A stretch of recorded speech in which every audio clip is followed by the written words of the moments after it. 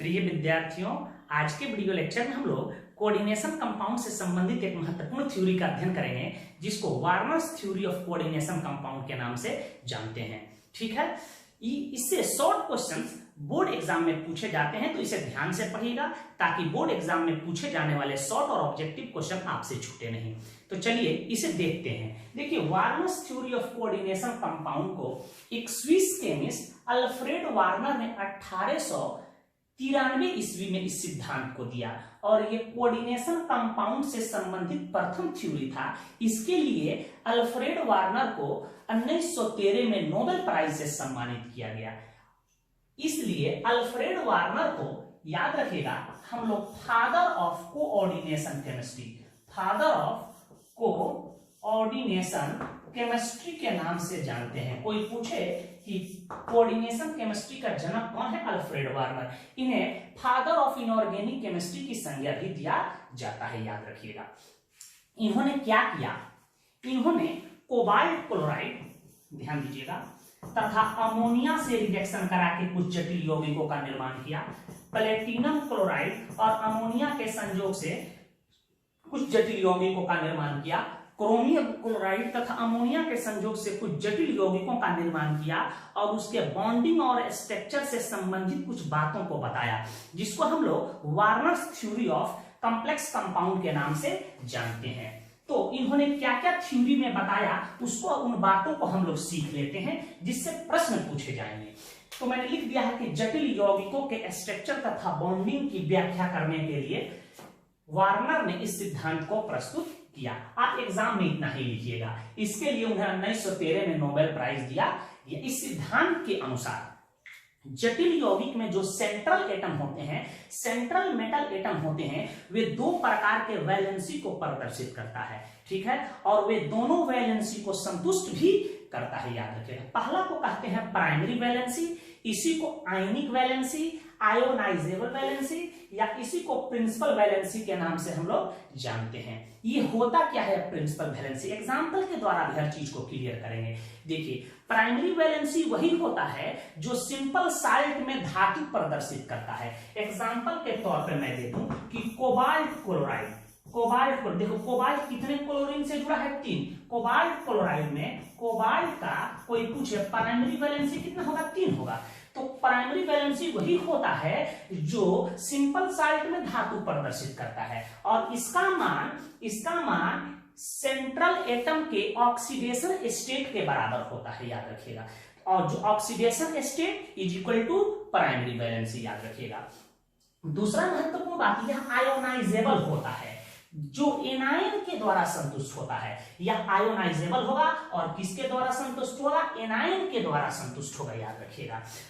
तीसरा महत्वपूर्ण बात पूछा जाता है कि प्राइमरी वैलेंसी नॉन डायरेक्शनल होता है, याद रखिएगा, तथा इसे डॉटेड लाइन से सूचित करेंगे। हम लोग जब कॉम्प्लेक्स कंपाउंड में प्राइमरी वैलेंसी को इंडिकेट करना होगा तो उसे डॉटेड लाइन से हम लोग सूचित करेंगे। ये प्राइमरी वैलेंसी से संबंधित बात हो गया। अब हम लोग सेकेंडरी वैलेंसी पर चर्चा करेंगे, तो इसे फटाफट नोट कर लें। तो चलिए हम लोग सेकेंडरी वैलेंसी को समझ लेते हैं। इसी को हम लोग नॉन आयनिक वैलेंसी या नॉन आयोनाइजेबल वैलेंसी के नाम से भी जानते हैं। देखिए, इसका मान कोऑर्डिनेशन नंबर के बराबर होता है। यह प्रायः नॉन आयोनाइजेबल होता है तथा यह लिगेंड्स के द्वारा संतुष्ट होता है। लिगेंड्स क्या है, यह कोई एनायन हो सकता है, कोई न्यूट्रल मॉलिक्यूल हो सकता है। तो कह सकते हैं कि यह एनायन या न्यूट्रल मॉलिक्यूल के द्वारा संतुष्ट होगा। कभी कभी यह धनात्मक लिगेंड्स के द्वारा भी संतुष्ट होता है। तो मैंने एक शब्द में लिख दिया कि यह लिगेंड्स के द्वारा संतुष्ट होता है, और इसे थिक लाइन के द्वारा सूचित किया जाता है। इसे हम लोग मोटी लाइन के द्वारा सूचित करेंगे कॉम्प्लेक्स कंपाउंड में। जैसे एक एग्जांपल के तौर पे कोबाल्ट क्लोराइड 6 अमोनिया से रिएक्शन करता है, तो एक जटिल यौगिक बनाता है CONH3 का होल 6 Cl3। यहां ध्यान दीजिएगा, कोई आपसे पूछ दे कि इसका प्राइमरी वैलेंसी बताओ, तो प्राइमरी वैलेंसी क्या होगा, ऑक्सीडेशन स्टेट के बराबर। यहां आप लिख सकते हैं 600 -3, तो इधर जाएगा +3। यहां इसका प्राइमरी वैलेंसी 3 होगा। और कोई पूछ दे कि इसका सेकेंडरी वैलेंसी बताओ, सेकेंडरी वैलेंसी 6 होगा, कोऑर्डिनेशन नंबर के बराबर। इसको कोई कहे कि स्ट्रक्चर बना के इसका दिखाओ, तो आप यहाँ कोबाल्ट लिख सकते हो। सेकेंडरी वैलेंसी को हम लोग थिक लाइन के द्वारा इंडिकेट कर रहे हैं, ध्यान दीजिएगा, NH3 यहाँ NH3 ध्यान देते रहिएगा, और मैं कर दूं यहाँ NH3, बेटा यहाँ NH3 दे दो। और प्राइमरी वैलेंसी को हम लोग थिक लाइन के द्वारा डिनोट करते हैं या एनायन के द्वारा संतुष्ट होता है। तो यहाँ मैं बना दूं एक थिक लाइन से Cl, यहाँ मैं यहाँ बना दूं एक थिक लाइन से Cl, और मैं यहाँ कहीं बना सकते हैं आपकी मर्जी, यहाँ एक बनाते हैं हम थिक लाइन से Cl। तो कह सकते हैं कि यह हमारा इस कॉम्प्लेक्स की ज्योमेट्री हो गया, ठीक है, ऑक्टाहेड्रल। इसी प्रकार CuCl3 और 5Na3 रिएक्शन करेगा तो एक कॉम्प्लेक्स बनाएगा। इस कॉम्प्लेक्स में कोई पूछे कि प्राइमरी वैलेंसी बताओ, तो इस कॉम्प्लेक्स में प्राइमरी वैलेंसी भी 3 हो जाएगा, ऑक्सीडेशन स्टेट कोबाल्ट का 3, और इसका सेकेंडरी वैलेंसी हो जाएगा 6। ध्यान देंगे 5 यहाँ लिगेंड है, एक यहाँ 6, तो यहाँ सेकेंडरी वैलेंसी 6 होगा। कोई पूछे कि इसका स्ट्रक्चर बताओ, यहाँ कोबाल्ट, ध्यान दीजिएगा, यहाँ NH3, मैं कह दूं यहाँ NH3, ध्यान दीजिएगा, यहाँ NH3, छोटू यहाँ NH3 में बना दूं, और ऊपर NH3 एक बना दूं, यहाँ नीचे एक NH3 बना दूं। NH3 कितना है? 5 है छोटू, यहाँ ध्यान दीजिएगा, और यहाँ हमारा 5 NH3 हो गया, और एक क्लोरीन में बना दूं Cl। सेकेंडरी वैलेंसी को इंडिकेट कर दिया। अब हमको इंडिकेट करना है प्राइमरी वैलेंसी, इसका 3 हो रहा है। तो देखो एक यहाँ डॉटेड मैंने बना दिया क्लोरीन का, एक डॉटेड यहाँ बना दिया क्लोरीन का, एक डॉटेड इसके साथ ही बना देंगे। देखिए थिक लाइन और डॉटेड लाइन एक साथ रहे तो यह बताता है कि यह प्राइमरी और सेकेंडरी दोनों वैलेंसी को संतुष्ट करता है। बात आप समझ चुके होंगे, इसे नोट करें, कुछ और बात हम बता रहे हैं।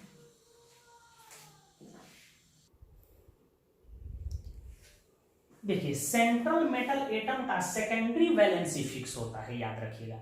जैसे किसी कॉम्प्लेक्स कंपाउंड में यदि प्लेटिनम हो और उसका ऑक्सीडेशन स्टेट यदि याद रखिएगा प्लेटिनम का +2 हो तो कोऑर्डिनेशन संख्या बिल्कुल फिक्स होगा कि 4 होगा। आपको हम बताए थे पीछे चार्ट में।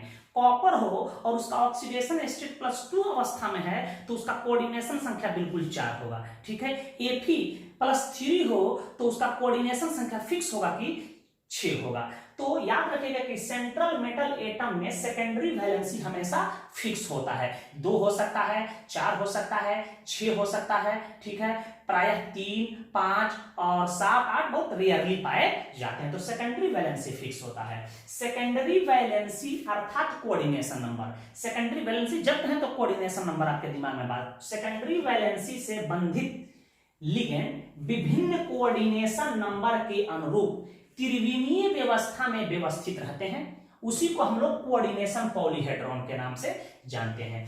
तो लिगेंड क्या होते हैं, अपने कोऑर्डिनेशन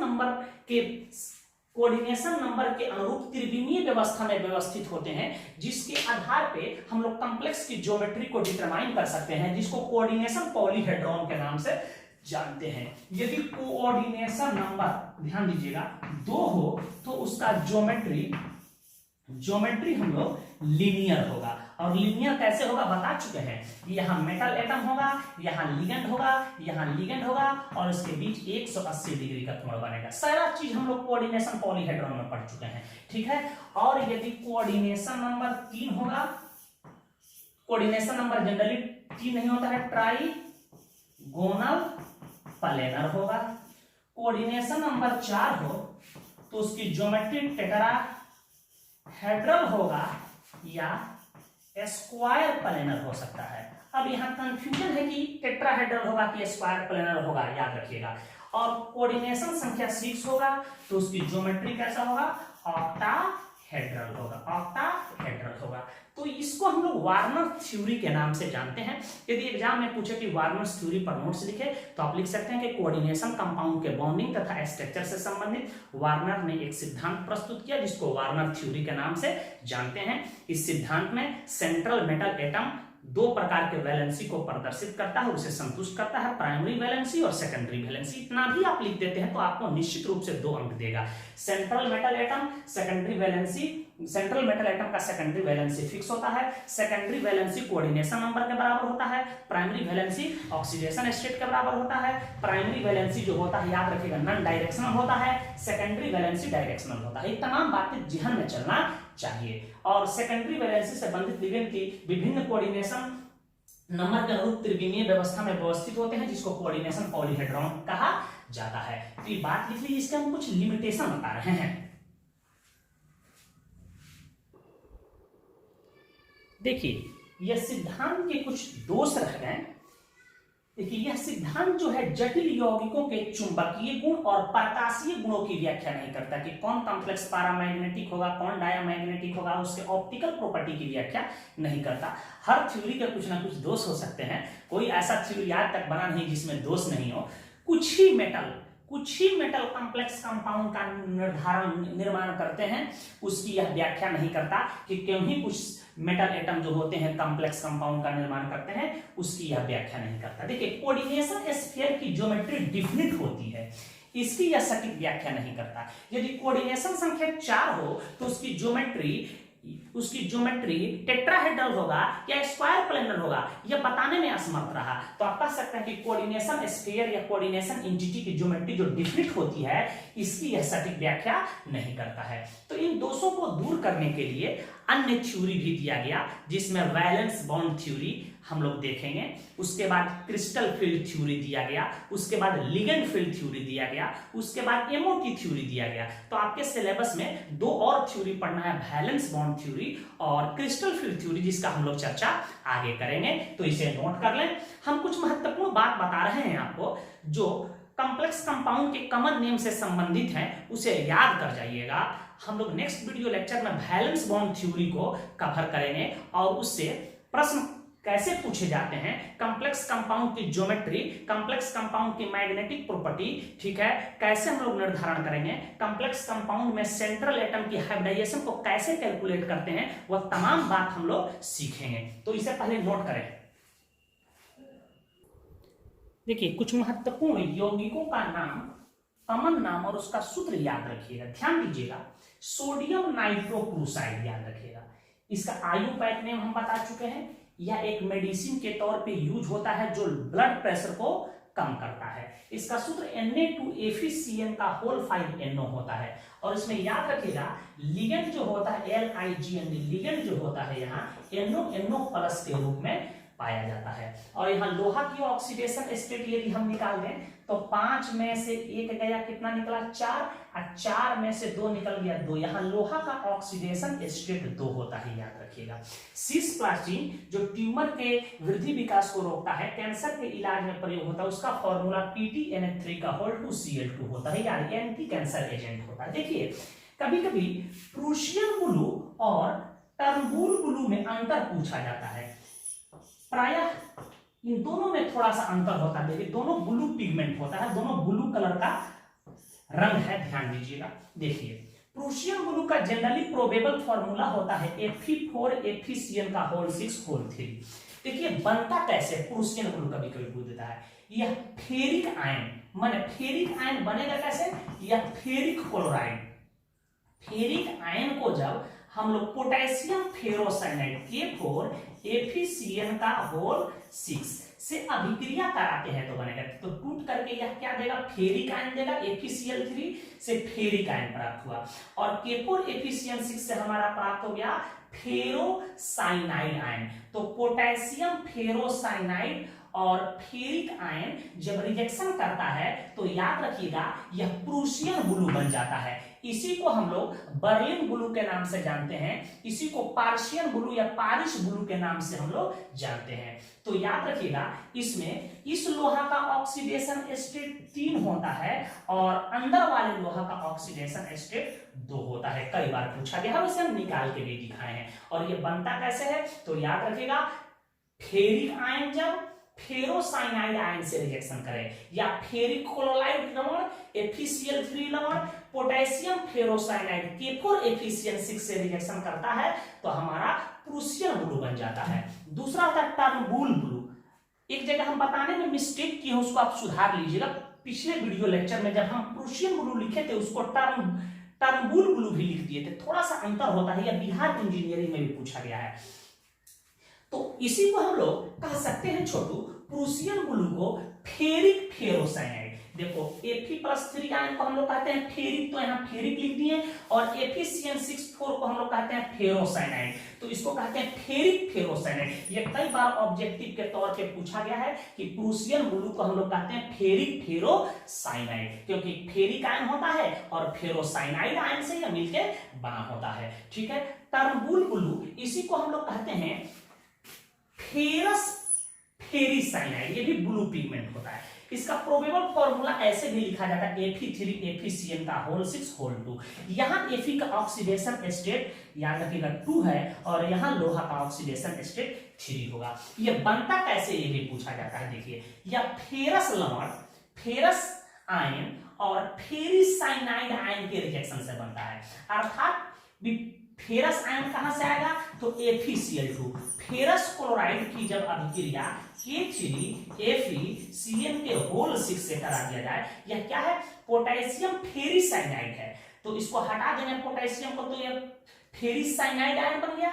तो याद रखिएगा, फेरस क्लोराइड जब पोटेशियम फेरिसाइनाइड से अभिक्रिया करता है तो टर्नबुल ब्लू बनता है, इसलिए इसका नाम पड़ा फेरस फेरिसाइनाइड। और प्रूसियन ब्लू का नाम पड़ा फेरिक फेरोसाइनाइड, याद रखिएगा। तो कई बार नाम, ये नाम में कंफ्यूजन न हो, ये दे देता है, तो आप याद रखिए, इसको हम मिटा देते हैं। याद रखिएगा, कभी कभी देता है कि टर्नबुल ब्लू बनता है, तो आप कहिएगा फेरस क्लोराइड से और पोटेशियम फेरिसाइनाइड से, तो इसका नाम हुआ फेरस फेरिसाइनाइड। देखिए, फेरस फेरिसाइनाइड के जगह पर कभी कभी यह यूएस नहीं देता, फेरो फेरिसाइनाइड भी लिखे। फेरो का मतलब फेरस समझना है, फेरिक ना लिख के आपको क्या लिखेगा, फेरिक लिखेगा फेरी लिखेगा, सी हटा देगा, फेरी फेरोसाइनाइड भी लिख सकता है, तो कंफ्यूज नहीं होना है। देखिए, फिशर साल्ट का फॉर्मूला हम आपको लिखते समय हम मिस कर गए हैं। फिशर साल्ट को इंडियन येलो कहते हैं और कोबाल्ट येलो। हम जब फिशर साल्ट का फॉर्मूला बताए थे शायद पिछले वीडियो लेक्चर में, तो यहाँ पोटेशियम के जगह पर हम सोडियम लिख दिए थे बेटा, उसको सुधार लीजिएगा, कलम स्लिप मेरा कर गया था। इसका फॉर्मूला होगा K3CONO2 का होल 6। यहाँ नाइट्राइट आयन रहता है लिगेंड के तौर पे। यह येलो कलर का पिगमेंट होता है, याद रखिएगा। और इसको ब्राउन रिंग कॉम्प्लेक्स कहते हैं। इसका फॉर्मूला, इसमें कोबाल्ट की ऑक्सीडेशन स्टेट 3 होता है, भी इंडिकेट कर देते हैं। इसको ब्राउन रिंग कॉम्प्लेक्स कहते हैं। इसका फॉर्मूला ये यूज होता है, इसमें लोहा का ऑक्सीडेशन स्टेट 1 होता है, हम निकाल चुके हैं। लिस्ट को एकदम याद रखिएगा। 2 और कंपाउंड में यहाँ आपको बता रहा हूं, छोड़ यहाँ ध्यान दीजिएगा। इसको कहते हैं पोटेशियम फेरोसायानाइड, पोटेशियम फेरोसायानाइड। इसका फॉर्मूला होता है K4FeCN का होल 6 और इसमें लोहा की ऑक्सीडेशन स्टेट 2 होता है। तो यहाँ फेरो का मतलब फेरस आयन मौजूद है, याद रखिएगा। तो पोटेशियम फेरोसाइनाइड को K4FeCN6 कहते हैं। और फेरोसाइनाइड आयन पूछ दे तो यहाँ FeCN का होल 6 4 माइनस हो जाएगा। इसको कहेंगे हम लोग फेरोसाइनाइड आयन कहेंगे, याद रखिएगा। यहाँ लोहा का ऑक्सीडेशन स्टेट 2 होगा। और इसको कहते हैं पोटेशियम फेरिसाइनाइड, फेरिसायानाइड। इसका फॉर्मूला होता है K3FeCN का होल 6। यहां इसमें लोहा का ऑक्सीडेशन स्टेट 3 होता है। इसी को हम ऐसे लिखते हैं FeCN का होल 6 और यहाँ दे 3, तो इसको कहेंगे फेरिसाइनाइड आयन। देखिए, यही फेरिसाइनाइड आयन मौजूद है कि नहीं, इसको फेरिसाइनाइड आयन कहेंगे और इस पर -4 कर देते तो ये फेरोसाइनाइड आयन हो जाता है। तो इसे याद रखिएगा, ये 6वां नंबर हो जाएगा, ये 7वां नंबर। कम से कम ये 7 फॉर्मूला याद होना चाहिए। प्रूसियन ब्लू और टर्नबुल ब्लू में थोड़ा सा अंतर है, याद रखिएगा। यह याद रखिएगा, यह फेरिक क्लोराइड और फेरोसाइनाइड आयन से मिलकर बना होता है, या पोटेशियम फेरोसाइनाइड की अभिक्रिया के फलस्वरूप बनता है। जबकि यह फेरस क्लोराइड FeCl2 और पोटेशियम फेरिसाइनाइड से मिलकर बना होता है। दोनों ही ब्लू पिगमेंट होता है। फिशर साल्ट का फॉर्मूला होता है K3CONO2 NO2 का होल 6, यहां हमसे Na3 लिखा गया था यार, उसको आप सुधार लीजिएगा कॉपी में। Brown ring complex, video editing करने की सुविधा नहीं है, नहीं तो हम एडिट करके आपको भेज देते। इसमें दिक्कत भी है, हम लोगों के पास कोई टेक्निकल सपोर्ट नहीं है। आगे आने वाले दिनों में हम लोग LED पैनल लगवा देंगे तो आपको कहीं दिक्कत नहीं होगा, ठीक है। आप इसे नोट करें। हम लोग नेक्स्ट वीडियो लेक्चर में वैलेंस बॉन्ड थ्योरी के साथ मिलेंगे और बहुत सारे प्रॉब्लम को देखेंगे। धन्यवाद।